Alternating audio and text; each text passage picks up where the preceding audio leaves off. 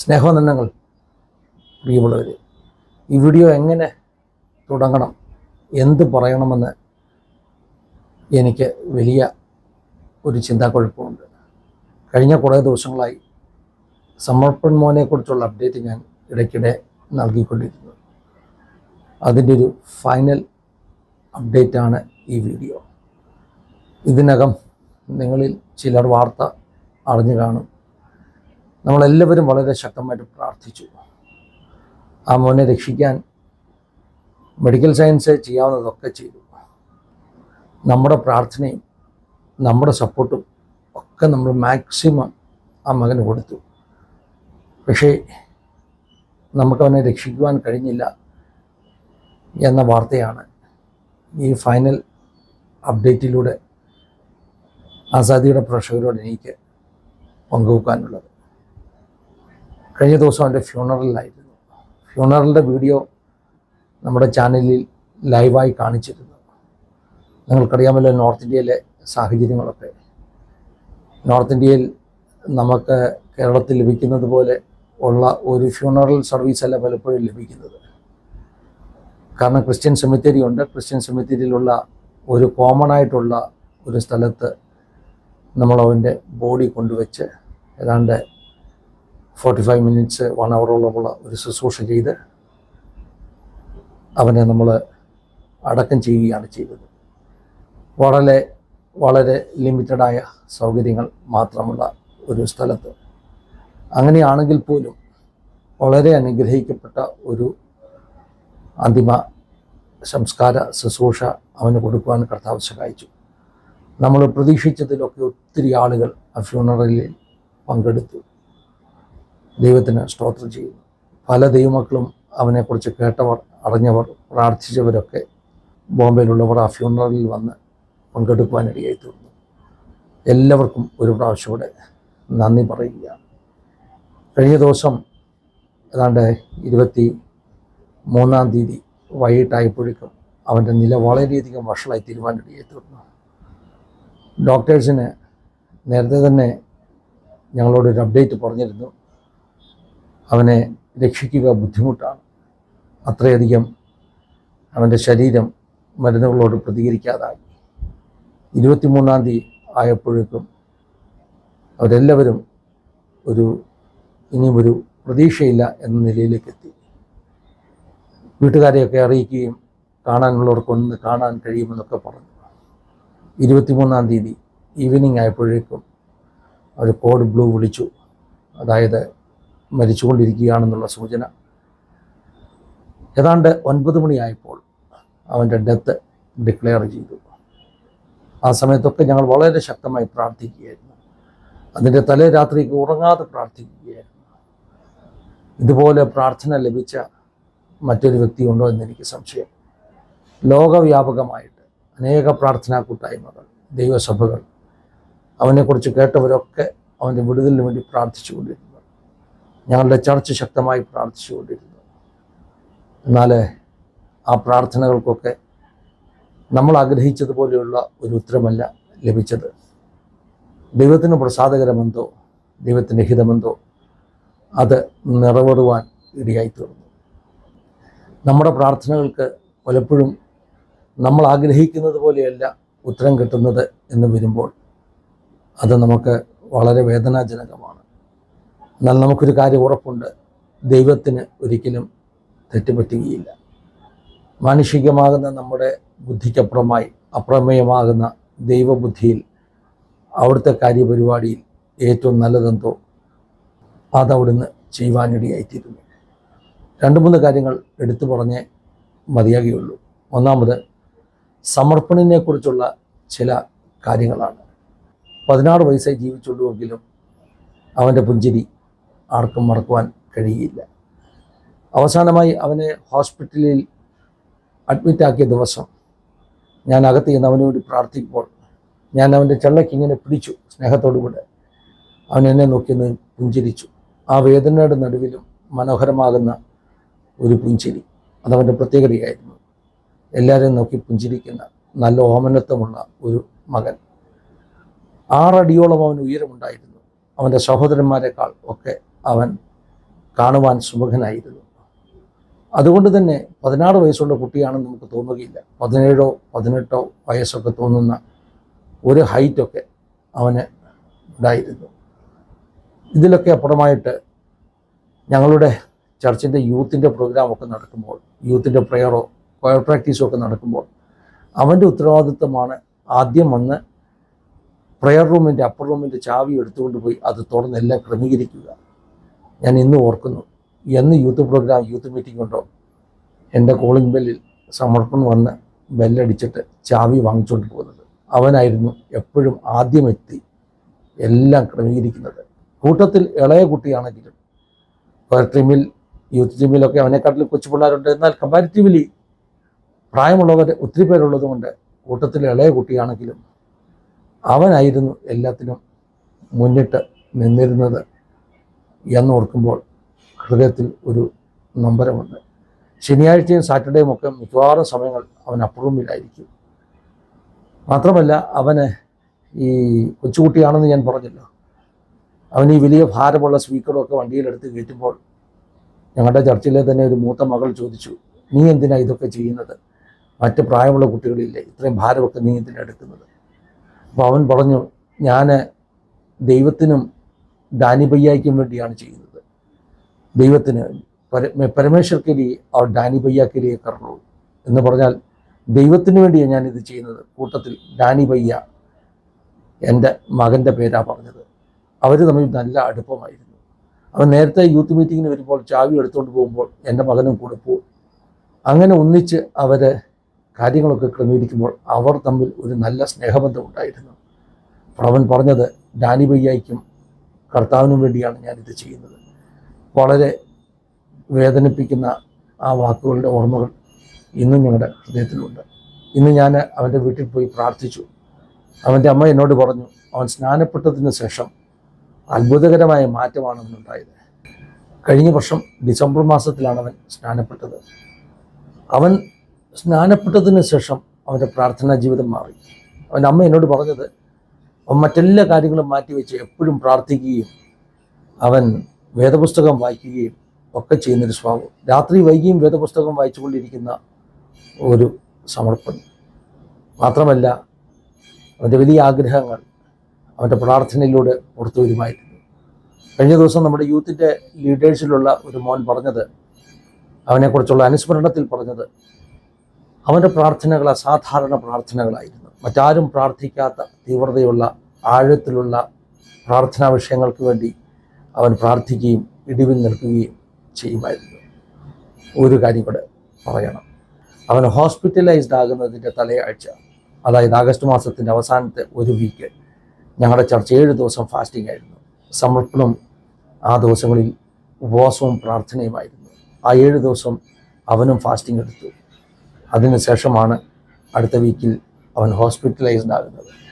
ഒരു വ്യത്യസ്തനാകുന്ന കുട്ടി, വലിയ പ്രാർത്ഥനാ ജീവിതമുള്ള ഒരു കുട്ടി, അങ്ങനെ അനേകർക്ക് ഒരു ഇൻഫ്ലുവൻസ് ആയി തീർന്ന ഒരു മകൻ. അങ്ങനെ സമർപ്പൺ വ്യത്യസ്തനാണ്. രണ്ടാമത് പറയേണ്ട ഒരു കാര്യം, പ്രാർത്ഥനയിലൂടെ അവനെ സപ്പോർട്ട് ചെയ്ത അനേക ആയിരങ്ങളെക്കുറിച്ചാണ്. ഞങ്ങളുടെ ചർച്ചിലെ സഹോദരങ്ങളോട് ഞാൻ നന്ദി പറയുന്നു. ഞങ്ങളുടെ ചർച്ചിലെ മാതാപിതാക്കൾ 24 മണിക്കൂർ അവന് വേണ്ടി പ്രാർത്ഥിച്ചു. യൂത്ത് ടീം അവന് വേണ്ടി രാപകൽ പ്രാർത്ഥിച്ചു കൊണ്ടിരുന്നു. ലോകം മുഴുവനുള്ള ദൈവമക്കൾ അവന് വേണ്ടി പ്രാർത്ഥിച്ചു കൊണ്ടിരുന്നു. ആ പ്രാർത്ഥനയ്ക്കെല്ലാം ദൈവം നിങ്ങൾക്ക് പ്രതിഫലം നൽകട്ടെ. ഇനിയും പറയേണ്ട വളരെ പ്രധാനപ്പെട്ട കാര്യം, ഹോസ്പിറ്റലിലെ ഭാരിച്ച ബില്ല്, മറ്റ് മെഡിസിൻസിൻ്റെ ആവശ്യങ്ങൾ 30 ലക്ഷത്തിലധികം രൂപ ചിലവായി അവൻ്റെ ട്രീറ്റ്മെൻറ്റിന്. ഞാൻ ആസാദി ചാനലിൽ വന്ന് ഒരു വീഡിയോ ആദ്യം ചെയ്തു. ഈ ആവശ്യത്തിന് ദൈവമക്കൾ സഹകരിക്കണം, സഹായിക്കണം. അങ്ങനെയുള്ള വീഡിയോകൾ അധികം നമ്മൾ ചെയ്യാറില്ലായിരുന്നു. പക്ഷേ ഇവൻ്റെ കേസിൽ യാതൊരു നിവൃത്തിയുമില്ലാത്തത് കൊണ്ട് നമ്മൾ അഡ്മിറ്റ് ചെയ്ത ഹോസ്പിറ്റൽ വളരെ ഭാരിച്ച ബില്ലുള്ള ഒരു ഹോസ്പിറ്റലാണെന്ന് അറിയാവുന്നത് കൊണ്ട് അങ്ങനെ ഒരു അനൗൺസ്മെൻറ്റ് ചെയ്തു. വിശ്വസിക്കാനാവാത്ത ഒരു സപ്പോർട്ടാണ് സമർപ്പണം ലഭിച്ചത്.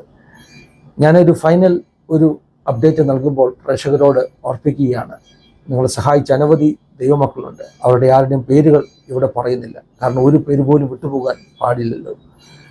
100 രൂപ മുതൽ 10 രൂപ മുതൽ 4 ലക്ഷം രൂപ വരെയൊക്കെ തന്നവരുണ്ട്. 4 ലക്ഷം രൂപ ഒറ്റ ഒരാൾ തന്നെ അവൻ്റെ പിതാവിൻ്റെ അക്കൗണ്ടിലേക്ക് ട്രാൻസ്ഫർ ചെയ്ത അനുഭവമുണ്ട്. ആ പണമൊക്കെയാണ് അവൻ്റെ ഹോസ്പിറ്റൽ ബില്ല് കംപ്ലീറ്റ് ചെയ്യുവാൻ സഹായിച്ചത്. ഇനി ഒരു കാര്യം കൂടെ പറഞ്ഞാൽ, ലാസ്റ്റിൽ അവൻ്റെ ഡെഡ് ബോഡി പുറത്തെടുക്കുന്ന സമയമായപ്പോഴേക്കും 7 ലക്ഷം രൂപ പെൻഡിങ് ബില്ലുണ്ടായിരുന്നു. 7 ലക്ഷം രൂപ പെൻഡിങ് ബില്ലുണ്ടായിരുന്നു. ആ ബില്ലടച്ചിട്ട് വേണം അവൻ്റെ ഡെഡ് ബോഡി പുറത്തെടുക്കുവാൻ. എനിക്കറിയാം, ഹോസ്പിറ്റലിൽ തന്നെ ഉള്ള ഒരു ട്രസ്റ്റുണ്ട്. അവരെന്തെങ്കിലും ചെയ്താൽ, അവരുടെ ഒരു സപ്പോർട്ട് കിട്ടിയാൽ അനുഗ്രഹമാണെന്ന് നമ്മൾ ചിന്തിച്ചുകൊണ്ടിരുന്നു. പല ആളുകൾ ആ ട്രസ്റ്റിൽ അപേക്ഷിച്ചു. അതായത് ഞങ്ങളുടെ ചർച്ചിലെ ബാലകൃഷ്ണ ബ്രദറിൻ്റെ ഇൻഫ്ലുവൻസിലൂടെ അദ്ദേഹത്തിൻ്റെ പരിചയമുള്ളവർ, അതുപോലെ തന്നെ ഫാറൂഖ് ആലത്തൂർ, ഇവിടുത്തെ ഒരു കോൺഗ്രസ് നേതാവ്, ഒരിക്കൽ ഞാൻ അദ്ദേഹത്തെക്കുറിച്ച് നമ്മുടെ ചാനലിൽ പറഞ്ഞിട്ടുണ്ട്. അദ്ദേഹത്തിൻ്റെ കണക്ഷൻസ് ത്രൂ ഒക്കെ ആ ട്രസ്റ്റിൽ നമ്മൾ അപ്ലൈ ചെയ്തിരുന്നു. ഇവൻ മരിച്ച ശേഷം ഞങ്ങൾക്ക് കിട്ടുന്ന വാർത്ത, ആ ട്രസ്റ്റുകാർ നമ്മുടെ ആപ്ലിക്കേഷൻ റിജക്റ്റ് ചെയ്തെന്ന്. അല്പം സങ്കടം തോന്നി. പിന്നീട് ഈ വൊക്കാഡോ ഹോസ്പിറ്റലിൻ്റെ കോർപ്പറേറ്റ് ഓഫീസിൽ നിന്ന് ഒരു ഡിസ്കൗണ്ടൊക്കെ തന്നു. അതായത് ഏതാണ്ട് 2.5 ലക്ഷം രൂപ അവർ കുറച്ച് തന്നു. എങ്കിലും ബില്ല് പിന്നെയും അടയ്ക്കാനുള്ളത് ഒരു വലിയ തുകയായി ശേഷിച്ചു. എന്നാൽ ദൈവത്തിൻ്റെ കൃപയാൽ ലാസ്റ്റ് മൊമെൻറ്റിൽ പിന്നെയും ഈ പറഞ്ഞ ചിലർ ഇടപെട്ടത് കൊണ്ട് ആ ഒരു ട്രസ്റ്റ് 20% ബില്ല് പേ ചെയ്യുവാനിടയിൽ തീർന്നു. 20% എന്ന് പറയുമ്പോൾ അത് ഏതാണ്ട് 5 ലക്ഷം രൂപയോളം ആ ഒരു ട്രസ്റ്റ് പേ ചെയ്യുവാനിടയിൽ തീർന്നു. അതൊരു വലിയ ദൈവപ്രവൃത്തിയാണ്. കാരണം 7 ലക്ഷം രൂപ ലാസ്റ്റ് ഫൈനൽ ബില്ല് അടയ്ക്കാനുള്ളതിൽ 5 ലക്ഷം രൂപ അവർ പേ ചെയ്തതും ബാക്കി 2 ലക്ഷം രൂപയോളം മറ്റ് പ്രേക്ഷകരൊക്കെ അയച്ച തുകയിൽ നിന്ന് ബാക്കിയുള്ള തുകയെല്ലാം അടച്ച് അവസാനമായിട്ട് ആ ബോഡി പുറത്തെടുക്കുവാൻ നമുക്ക് കഴിഞ്ഞു. നിങ്ങൾക്ക് അറിയേണ്ടിയിരിക്കുന്നു, എല്ലാ പേയ്മെൻറ്റും ചെയ്ത ശേഷം, അതായത് പുറത്തുള്ള മെഡിക്കൽ സ്റ്റോർ ബില്ലുകളുണ്ട്, ഹോസ്പിറ്റൽ ബില്ലുണ്ട്, ഇതെല്ലാം ചെയ്ത ശേഷം 1,07,000 രൂപ സമർപ്പണൻ്റെ പിതാവിൻ്റെ അക്കൗണ്ടിൽ ബാലൻസ് വരത്തക്കവണ്ണം ഒരു പ്രവൃത്തിയാണ് കഴിഞ്ഞ ദിവസങ്ങളിൽ നമ്മൾ കണ്ടത്. ഞാൻ ആ 1,07,000 രൂപ ഇനി അധികമുള്ളത് എന്ത് ചെയ്യണമെന്ന് എന്നോട് ചോദിച്ചു. ഞാൻ അവരോട് പറഞ്ഞത്, ഇപ്പോഴും ചില മെഡിക്കൽ സ്റ്റോറുകളിലൊക്കെ പേയ്മെൻറ്റ് ബാക്കിയുള്ളതും മറ്റു ചിലർ ക്രെഡിറ്റ് കാർഡ് ഉപയോഗിച്ച് അവരെ സഹായിച്ചിട്ടുണ്ട്, ആ പേയ്മെൻറ്റൊക്കെ ആ പൈസയിൽ നിന്ന് കൊടുത്തു കൊടുക്കുക എന്ന് പറഞ്ഞു. ചുരുക്കി പറഞ്ഞാൽ, ആസാദിയുടെ പ്രേക്ഷകരും മറ്റനേക സുമനസ്സുകളുടെയും സപ്പോർട്ട് കൊണ്ട് ആ ഹോസ്പിറ്റൽ ബിൽ ഇത്ര ഭാരിച്ച തുക 30 ലക്ഷത്തിലധികം രൂപ ഈ ഒരു 23 ദിവസം കൊണ്ടുള്ള ചെലവ് മുഴുവൻ കൊടുത്തു തീർക്കുവാൻ കർത്താവ് സഹായിച്ചു. അതിന് എല്ലാ പ്രേക്ഷകരോടും, പ്രത്യേകിച്ചും അതിനകത്ത് ഒരു ചെറിയ തുകയെങ്കിലും ഇട്ടിട്ടുള്ള ഓരോ ദൈവമക്കളോടും നന്ദി പറയുകയാണ്. ദൈവം നിങ്ങളെ അനുഗ്രഹിക്കട്ടെ എന്ന് പ്രാർത്ഥിക്കുകയാണ്. നിങ്ങളുടെ സപ്പോർട്ട് വിലമതിക്കുവാൻ ആവാത്തതാണ്. ഇങ്ങനൊരു സന്ദർഭത്തിൽ 2 വാക്ക് നന്ദി പറഞ്ഞില്ലെങ്കിൽ അത് തെറ്റാണല്ലോ. അതുകൊണ്ട് ഞാൻ എല്ലാവരോടും നന്ദി പറയുന്നു. ഇനിയും സമർപ്പണൻ്റെ ചികിത്സ ആവശ്യത്തിന് വേണ്ടി അന്ന് കൊടുത്തിരുന്ന അക്കൗണ്ടിൽ ആരും ഇനിയും പണം നിക്ഷേപിക്കേണ്ട ആവശ്യമില്ല. 2 കാരണങ്ങൾ. ഒന്ന്, സമർപ്പൺ നിത്യതയിലേക്ക് ചേർക്കപ്പെട്ടു. രണ്ടാമത്, ആ ഹോസ്പിറ്റൽ ബില്ലും ചെലവുകളും എല്ലാം അടച്ച് തീർത്തിരിക്കുന്നു. 1,00,000 രൂപ അധികം അവൻ്റെ അക്കൗണ്ടിൽ ഇപ്പോൾ ബാലൻസ് ഉള്ളത് ഞാൻ അവരോട് ആവശ്യപ്പെട്ടു. മറ്റ് ചിലർക്കൊക്കെ അവർ പൈസ കൊടുത്ത് തീർക്കുവാൻ, അതായത് ഈ ഹോസ്പിറ്റൽ ബില്ലുമായിട്ടുള്ള ബന്ധത്തിൽ ക്രെഡിറ്റ് കാർഡ് ഉപയോഗിച്ചവരുണ്ട്, അങ്ങനെയുള്ളവർക്ക് അത് കൊടുത്തു തീർത്തു കൊടുക്കുക എന്ന് ഞാൻ ആവശ്യപ്പെട്ടു. ഇനിയും അതുകൊണ്ട് നിങ്ങൾ ആരും ആ ഒരു അക്കൗണ്ടിൽ പൈസ നിക്ഷേപിക്കരുത് എന്ന് സ്നേഹപൂർവ്വം നിങ്ങളെ അപ്ഡേറ്റ് ചെയ്യുകയാണ്, ഓർപ്പിക്കുകയാണ്. ദൈവം സഹായിക്കട്ടെ, അനുഗ്രഹിക്കട്ടെ. മൂന്നാമത് ഇനിയും ഒരു കാര്യം കൂടെ പറയാനുള്ളത്, എൻ്റെ ഹൃദയത്തിൽ വന്ന വലിയൊരാഗ്രഹം, ഫ്യൂണറൽ സർവീസിന് ഞാനത് അനൗൺസ് ചെയ്തു. സമർപ്പണൻ്റെ മരണത്തിൽ നിന്ന് പഠിച്ച ചില പാഠങ്ങൾ. ഒന്ന്, പാവം പിടിച്ച ഒരാൾക്ക് ഹോസ്പിറ്റലിലേക്ക് പോകാൻ ഭയമാണ്. ആ കുട്ടിക്ക് ഒരാഴ്ചയോളം അസുഖമായിരുന്നു. പനിയും ഛർദിലും ലൂസ് മോഷനും ഒക്കെ ആയിട്ട് അവൻ കഷ്ടപ്പെടുകയായിരുന്നു. ആ സമയത്ത് ചെറിയ മെഡിക്കൽ സ്റ്റോറിലൊക്കെ പോയി എന്തെങ്കിലുമൊക്കെ മരുന്ന് കഴിച്ച് അവരങ്ങ് ആശ്വസിച്ചു. സത്യത്തിൽ എന്താ സംഭവിച്ചത്? ഒരു ഹോസ്പിറ്റലിൽ കൊണ്ടുപോകാനുള്ള ഭയം, വലിയ മെഡിക്കൽ ബില്ലുകളാകുമെന്നുള്ള ഭയം. ആ ഭയം കൊണ്ട് പാവം പിടിച്ച പലരും രോഗം മൂർച്ഛിച്ച് രക്ഷിക്കാൻ വയ്യാത്തൊരു സമയമാകുമ്പോഴാണ് ഹോസ്പിറ്റലുകളിൽ എത്തുന്നത്. ഞാൻ പഠിച്ചൊരു പാഠം, നല്ല ഡോക്ടേഴ്സും ഹോസ്പിറ്റൽസും ഉണ്ടാകണം. പാവം പിടിച്ചവർക്കും ഭയം കൂടാതെ കയറി ചെല്ലാൻ പറ്റുന്ന ഒരിടം. ഞാൻ പലപ്പോഴും ഇത് പറഞ്ഞിട്ടുണ്ട്. അത് സമൂഹത്തിൻ്റെ ആവശ്യമാണ് എന്ന് ഒരു പ്രാവശ്യം കൂടെ ഓർപ്പിക്കുന്നു. വലിയ ഹോസ്പിറ്റലുകൾ ഉണ്ടാകാം, പ്രൈവറ്റ് ഹോസ്പിറ്റലുകൾ ഉണ്ടാകാം. അവിടെ പോകണമെങ്കിൽ ഭാരിച്ച തുക പണം ആവശ്യമാണ്. ഇനി ഗവൺമെൻറ് ഹോസ്പിറ്റലുകളിൽ പോകണമെങ്കിലോ അവിടെ ട്രീറ്റ്മെൻറ്റ് നല്ലത് ലഭിക്കണമെങ്കിൽ നമുക്ക് വലിയ സ്വാധീനം ആവശ്യമാണ്. ശുപാർശ ചെയ്യാൻ ആരെങ്കിലുമൊക്കെ ഉണ്ടാകണം. ഒരിടത്ത് പണം, മറ്റൊരിടത്ത് ശുപാർശ. ഇത് രണ്ടുമില്ലാത്തവർക്കാണ് ബുദ്ധിമുട്ട്. അങ്ങനെയുള്ളവർക്ക് വേണ്ടി നല്ല ഹോസ്പിറ്റലും നല്ല ഡോക്ടേഴ്സും ഉണ്ടാകണം. എന്നെ കേൾക്കുന്ന യൗവനക്കാരുണ്ടെങ്കിൽ നിങ്ങളിൽ ചിലരെങ്കിലും ഒരു തീരുമാനമെടുക്കണം. നിങ്ങൾക്കൊക്കെ MBBS അഡ്മിഷൻ കിട്ടുമെങ്കിൽ അഡ്മിഷൻ എടുത്തിട്ട് സമൂഹത്തിന് വേണ്ടി നല്ല ഡോക്ടർമാരായി തീരുവാൻ ചിലർക്കെങ്കിലും കഴിയണം എന്ന് ആശിക്കുകയാണ്, അങ്ങനെ പ്രാർത്ഥിക്കുകയാണ്. ഇതോടൊപ്പം തന്നെ ഞാൻ പഠിച്ചൊരു പാഠം, ക്രൗഡ് ഫണ്ടിങ്ങിൻ്റെ പവർ. അതായത് സമർപ്പണ ഈ ചികിത്സാ ചെലവ് മുഴുവൻ നമ്മൾ വഹിച്ചത് ആസാദിയുടെ പ്രേക്ഷകർ അതുപോലെ മറ്റ് സോഴ്സസിൽ നിന്നൊക്കെ നമുക്ക് കിട്ടിയ ക്രൗഡ് ഫണ്ടിങ് ആണ്. അത് ഒരു വലിയ പ്രേരണ ഞങ്ങൾക്ക് നൽകുന്നു. അതായത് ഇന്ന് വരെ ചെയ്യാത്ത ഒരു കാര്യം ചെയ്യണം എന്നുള്ള ആഗ്രഹം നൽകുന്നു. അത് നമ്മുടെ സമർപ്പണിൻ്റെ ഫ്യൂണറൽ സർവീസിന് ഞാൻ അനൗൺസ് ചെയ്തു. സമർപ്പണിൻ്റെ പേരിൽ, സമർപ്പൺ എന്ന പേരിൽ നമ്മളൊരു ക്രൗഡ് ഫണ്ടിങ് മൂവ്മെൻറ്റ് ഭാവിയിൽ ആരംഭിക്കുവാൻ ആഗ്രഹിക്കുന്നു. പ്യുവറായിട്ട് ഇതുപോലെയുള്ള കഷ്ടപ്പെടുന്നവരെ സഹായിക്കുവാനുള്ള ഒരു മാധ്യമം, ഒരു മാർഗം എന്ന നിലയിൽ ഒരു ക്രൗഡ് ഫണ്ടിങ് മൂവ്മെൻറ്റ് ആരംഭിക്കണമെന്നൊരു വലിയ ചിന്ത മനസ്സിൻ്റെ അകത്ത് ഞങ്ങൾക്ക് ലഭിക്കാനിടയെത്തുന്നു. സമർപ്പണിൻ്റെ പേരിൽ തന്നെ അവനെ ലോകം മുഴുവൻ ഓർത്തിരിക്കട്ടെ. ആ പേരിൽ തന്നെ അങ്ങനെ ഒരു മൂവ്മെൻറ്റ് ആരംഭിക്കണമെന്ന് ഞങ്ങൾക്ക് ഹൃദയത്തിൽ ഒരാഗ്രഹം തോന്നി. അതിൻ്റെ വിശദ വിവരങ്ങൾ പിന്നീട് എന്തെങ്കിലും ചാനലിൽ കൂടെ അറിയിക്കാം. ഇതൊക്കെയാണ് പൊതുവായിട്ട് പറയേണ്ട, അവസാനമായി പറയേണ്ട ചില അപ്ഡേറ്റുകൾ. ഒരു പ്രാവശ്യം കൂടെ പ്രാർത്ഥിച്ചവർക്കും സഹകരിച്ചവർക്കും എല്ലാം നന്ദി പറയുന്നു. ആ കുടുംബത്തെ ഓർത്ത് പ്രാർത്ഥിച്ചുകൊണ്ടിരിക്കുക, ഞങ്ങളുടെ ചർച്ചിനെ ഓർത്ത് പ്രാർത്ഥിച്ചുകൊണ്ടിരിക്കുക. വലിയ ഒരു യുദ്ധമാണ് ഞങ്ങളൊക്കെ ചെയ്തത്. സത്യത്തിൽ ഇന്നലെ രാത്രി പലപ്പോഴും എനിക്ക് ഉറങ്ങുവാൻ കഴിഞ്ഞില്ല. കാരണം നിങ്ങൾക്കറിയാമല്ലോ, ഇങ്ങനെയുള്ള ജീവിതാനുഭവങ്ങൾ നേരിടുമ്പോൾ നമ്മൾ നേരിടുന്ന മാനസിക സമ്മർദ്ദം. രാത്രിയിൽ എനിക്ക് ഉറങ്ങുവാൻ കഴിയാതെ ഇരുന്ന കുറേ സമയങ്ങളുണ്ട്. അപ്പോൾ ഞാൻ ഓർത്തു, എനിക്ക് ഇത്രമാത്രം ഇത് താങ്ങുവാൻ കഴിയുന്നില്ലെങ്കിൽ, ഒരു പാസ്റ്ററായിരിക്കെ ആത്മിക ബലവും വചനബലവും ഒക്കെ ഉണ്ടായിട്ടും കാര്യങ്ങളെക്കുറിച്ചുള്ള ഒരു അറിവുണ്ടായിട്ടും എനിക്ക് ഇത്രയും താങ്ങുവാൻ കഴിയുന്നില്ലെങ്കിൽ മറ്റുള്ളവരുടെ അവസ്ഥ എന്തായിരിക്കും? അതുകൊണ്ട് ഞങ്ങളുടെ ചർച്ചിനെ ഓർത്ത് പ്രാർത്ഥിക്കുക. വലിയ സ്പിരിച്വൽ ബാറ്റിലൂടെയാണ് ചർച്ച് കടന്നുപോയത്. പിശാച് എപ്പോഴും അങ്ങനെയാണ്, ഒരു യുദ്ധം ചെയ്തുകൊണ്ടിരിക്കുമ്പോൾ മറ്റ് പല രീതിയിൽ അറ്റാക്ക് ചെയ്യാൻ ശ്രമിക്കും. അതുകൊണ്ട് ചർച്ചിൻ്റെ ഐക്യത, ചർച്ചിൻ്റെ കൂട്ടായ്മ, ചർച്ചിൻ്റെ പ്രൊട്ടക്ഷൻ, ഇതൊക്കെ ഓർത്ത് നിങ്ങൾ പ്രാർത്ഥിക്കണം. ബാഹ്യ ലോകത്തിൽ നിന്നും ഒരു കണ്ണും ചർച്ചിൻ്റെ മേൽ പതിയരുത്. അതിനുവേണ്ടി നിങ്ങളുടെ എല്ലാവരുടെയും പ്രാർത്ഥന ഞങ്ങളുടെ ഫെലോഷിപ്പിന് വേണ്ടി ചോദിക്കുന്നു. ഒരു പ്രാവശ്യം കൂടി നന്ദി പറയുന്നു. ദൈവം എല്ലാവരെയും സഹായിക്കട്ടെ, അനുഗ്രഹിക്കട്ടെ.